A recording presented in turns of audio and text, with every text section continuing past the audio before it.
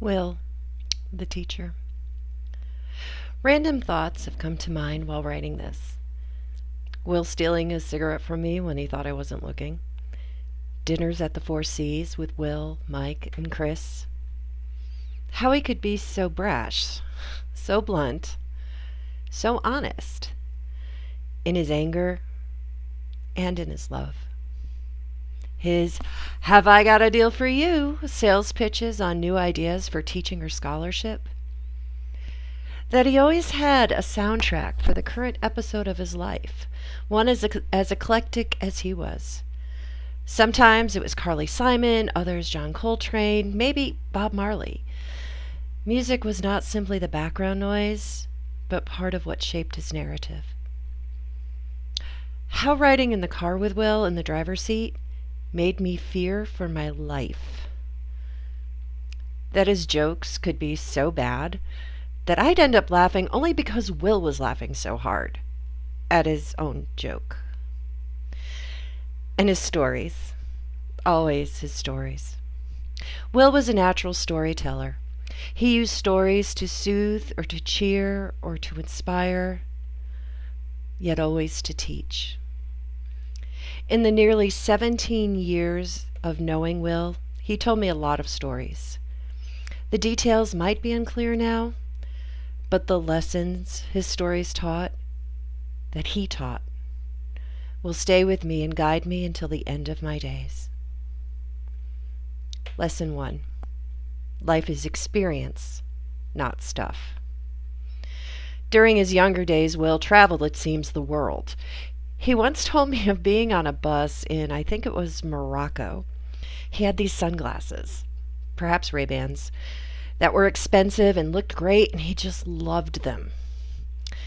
So leaning out the window to see the sights, the glasses fell off his face and into the road. And at that moment, Will said, he had to make a decision.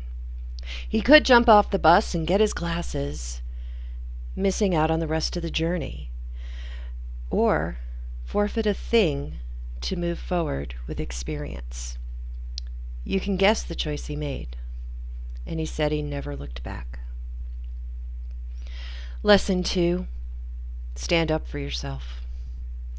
Will had a wonderfully rich, perhaps even checkered, background. While in grad school at NYU, he drove a cab to make ends meet. And let's be honest, he probably did it as much for the chance to meet all sorts of people as he did for the money itself.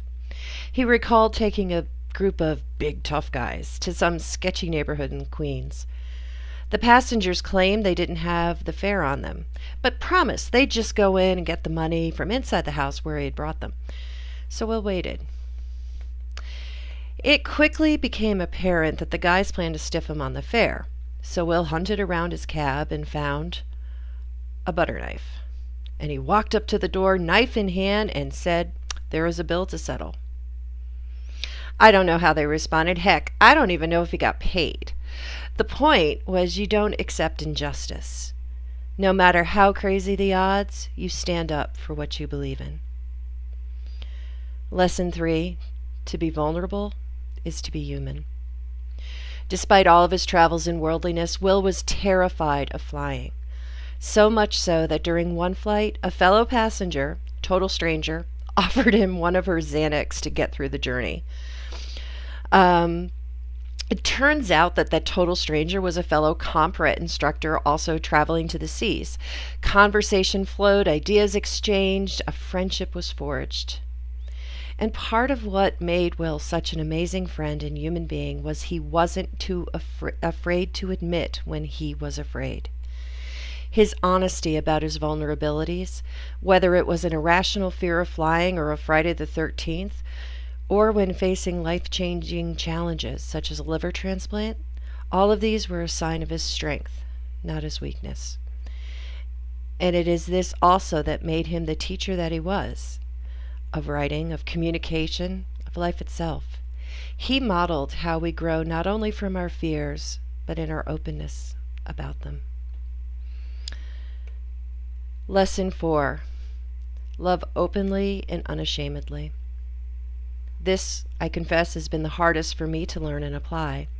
To say I love you is to me opening up to the greatest vulnerability. To say it and not to rush to qualify the statement or explain it, to conquer that fear of it being taken the wrong way, that is the greatest challenge. Will didn't toss the word love around lightly, but he would say it and express it often and genuinely. And he never apologized for it, because there was no reason to do so. And I think this was the greatest lesson I've learned from Will. So lesson 5 is the redux.